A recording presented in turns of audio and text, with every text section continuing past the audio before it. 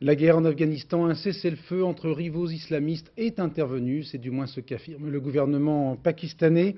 Les frères ennemis de l'islam se seraient mis d'accord pour transférer le pouvoir à un conseil intérimaire à Kaboul. Une chose est sûre, ce matin, les combats fratricides continuaient dans la capitale afghane.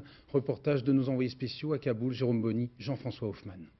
Trêve de courte durée, le temps d'un appel à la prière. Les familles de Kaboulis quittent ce quartier moderne de Micro-Rayan, près de l'aéroport. Le commandant Massoud, le nouvel homme fort de Kaboul, les a fait prévenir qu'une opération militaire allait être menée contre les fondamentalistes du Hezbi Islami qui occupent certains de ces immeubles. Hélicoptère à l'appui, maintenant sous les ordres du chef des Moudjahidines du Nord. Kaboul est aujourd'hui coupé par un front sur la ligne de partage entre les Moudjahidines du Nord et ceux du Hezbi Islami, mieux implantés au sud.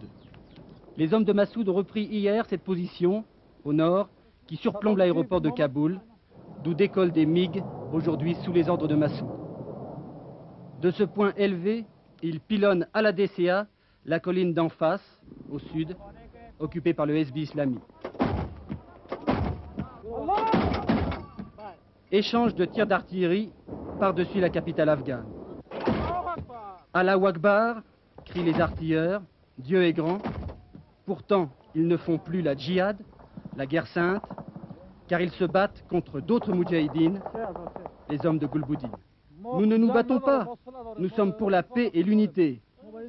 C'est Gulbuddin qui ne veut pas de l'unité. Depuis le début, il n'a jamais voulu la paix.